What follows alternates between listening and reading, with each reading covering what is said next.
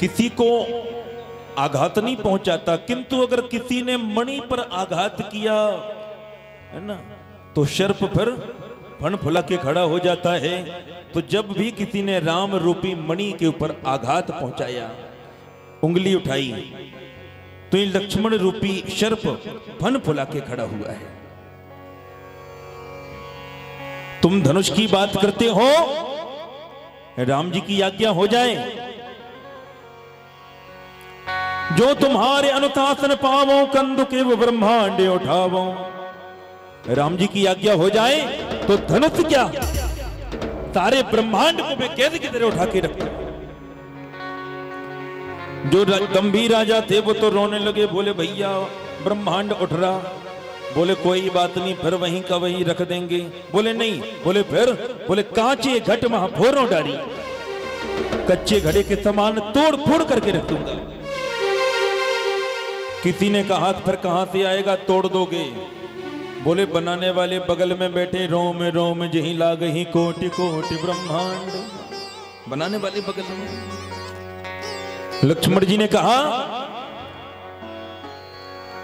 रघुवंशी वीरों के रहते हैं, अनुचित वाणी कह डाली है, इस शब्द हृदय में चुभता है, पृथ्वी वीरों से खाली है।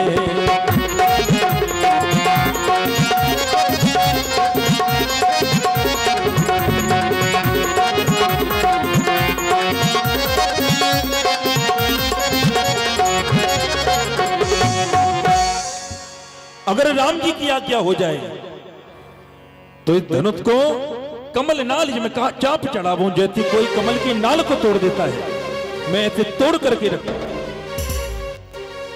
जो जन सत प्रमाण ले धावो, कई योजन, एक योजन में 4 कोश होता है, कई योजन इस धनुष को लेके दौड़ सकता हूं। और इस धनुष को कैसे तोड़ दूं, तोड़ो छत्रक दंडिज में तब प्रताप बलनाथ। जैसे कोई छत्रक को तोड़ देता है, छत्रक जानते हैं, जो भी बरसात में छत्ते जैसे हो जाते हैं ना कई जगह, हाँ सब्जी भी बनती है उनकी, तो उनका एक नाम अपने गांव में कुछ और बोलते हैं, अब वो हम नहीं बोलेंगे, समझ जाओ, पर वही जो आप समझ गए। इतने बड़े शिव जी के धनुष की तुलना लक्ष्मण जी ने एक छत्रक से कर दी। तोड़ो छत्रक दंडिज में तब प्रताप बलनाथ। राम जी के प्रताप और बल को पाकर तुम्हें धनुष को छत्रक की तरह तोड़ दूं। लखन सकोप वचन जब बोले, डगमगाए दिग्गज में ही डोले। धरती हिलने लगी।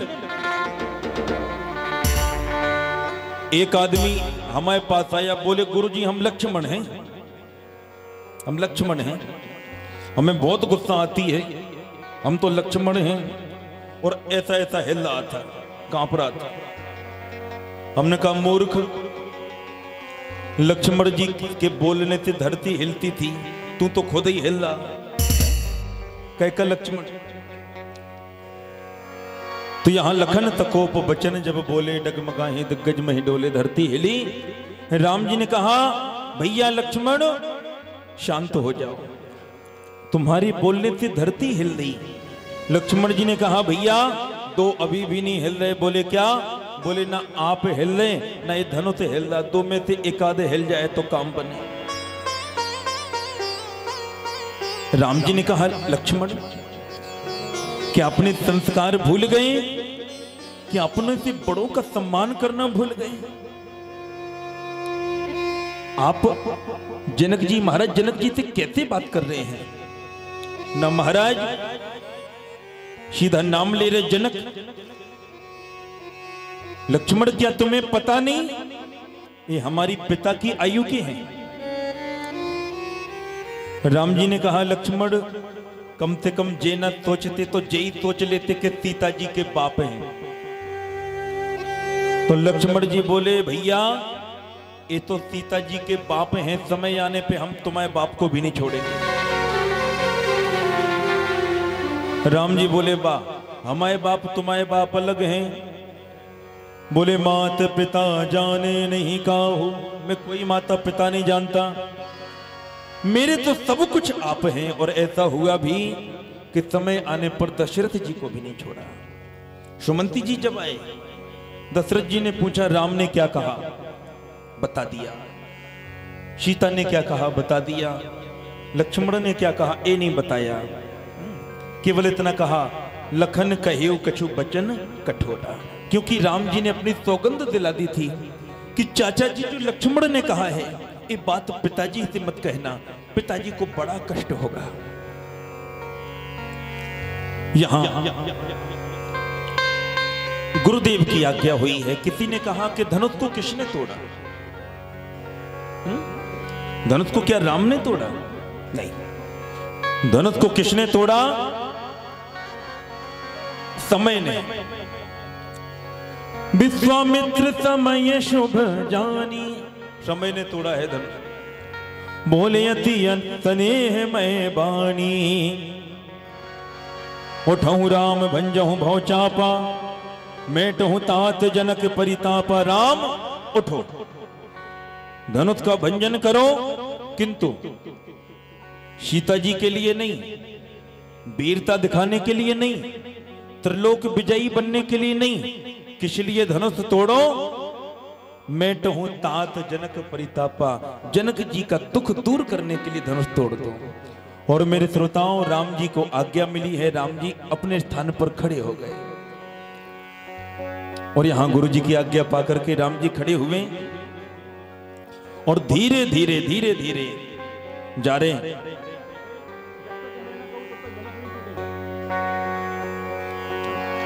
राम जी ऊंचे सिंहासन से नीचे पहुंचे हैं जहां पर धनुष रखा है। थोड़ा थोड़ा आप लोग और पीछे हो जाइए। एक निवेदन आपसे, बहुत सारे दान बताए गए हैं, कई प्रकार के दानों का महत्व है, गौदान, स्वर्ण दान, वही खड़े रहे।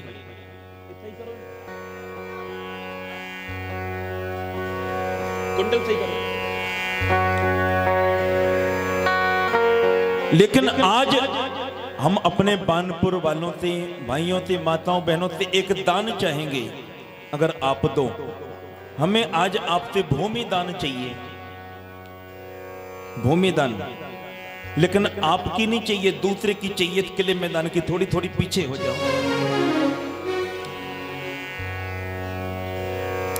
आपको उतना ही फल मिलेगा भूमि दान करने का, क्योंकि राम जी अब थोड़ा घूम रहे हैं।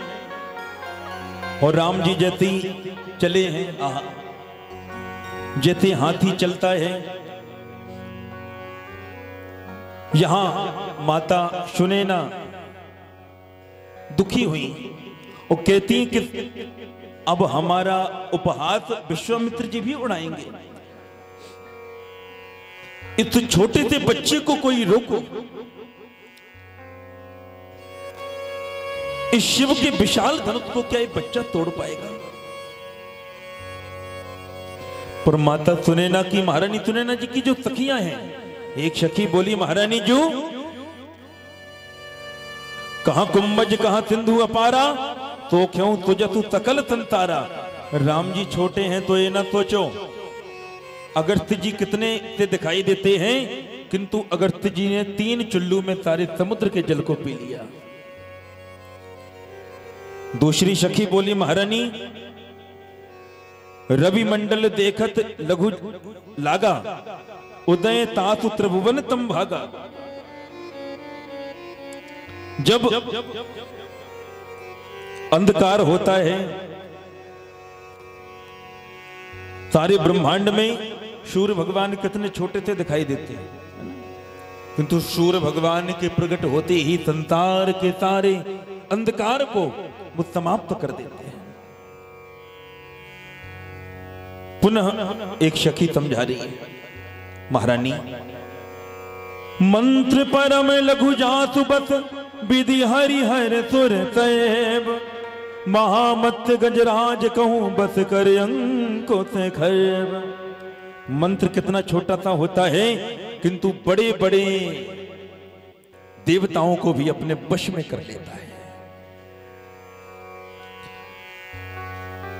हाथी कितना बड़ा होता है, अंकुश कितना छोटा होता है, पर इतने बड़े हाथी को छोटा सा अंकुश नियंत्रण में कंट्रोल में कर लेता है। तो राम जी को